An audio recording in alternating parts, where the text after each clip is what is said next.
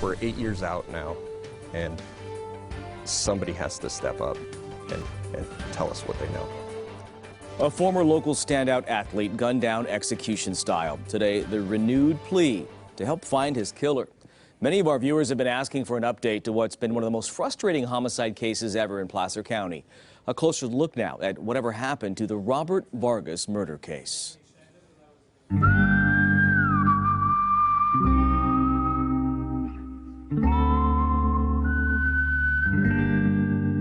Robert Vargas grew up in Lincoln, was a high school athlete, played football, baseball.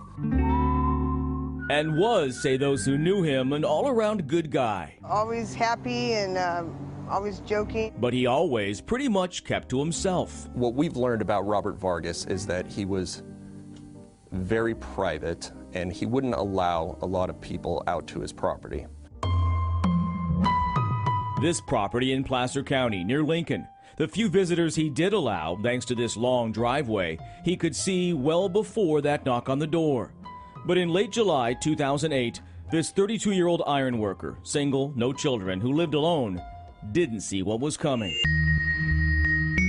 He was sitting on the couch. He was comfortable. He was drinking a Dr. Pepper. He was basically in his pajamas. The next moment, he was running for his life. It appears he ran out of his house trying to get away from whoever was attacking him.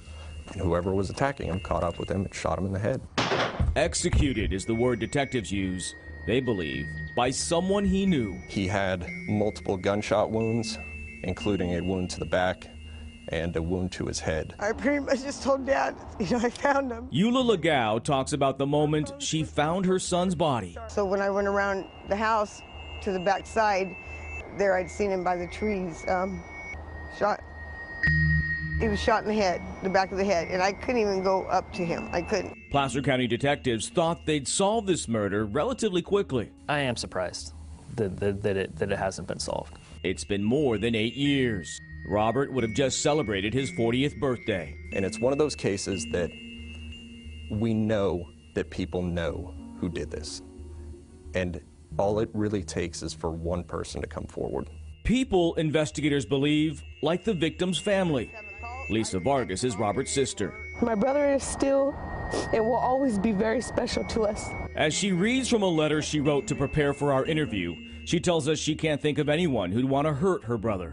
No, I don't. That's what's so puzzling. I just don't get it. I don't know what happened to him. I don't know who did this. Placer County detectives Chris Joyce and Brian Madison aren't convinced that's true. The people who know have a tight bond with each other and just haven't talked about it. Detectives think the family might know who did it.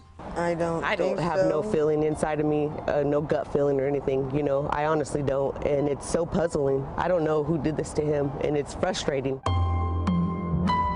Homicide detectives believe Robert Vargas was killed over money. In the neighborhood of $100,000. That was Robert's six-figure workers' comp payout after he was injured on the job, just months before he was killed. His mother says she's offended by this statement from Detective Madison. I think she probably, whether she knows it or not, I think she knows the killer. Well, it hurts very much, very, very much, and that they're not focusing on who really did it. Part of the skepticism seeping into this case is this. Detectives say people they've interviewed, those who were close to Robert, have changed their stories over the years. Among them, they claim, Robert's sister, Lisa. That's totally a lie. We've had people that gave statements back in 2008 that we've gone back and spoken with again, and we go back to them and we'll get completely stonewalled. They don't want to say a word about it.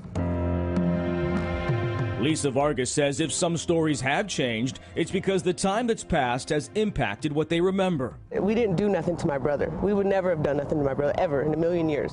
But the bottom line is this. The murder of Robert Vargas remains, to this day, one of the more difficult and frustrating cases to ever cross the desk of homicide detectives in Placer County. I think a lot of people in Lincoln, in that area, have a really good understanding of what happened. I think there are probably people who were present during the homicide. This isn't a case that's going to be solved by forensics. There's no magic DNA swab. There's no magic bullet out there that's going to close it.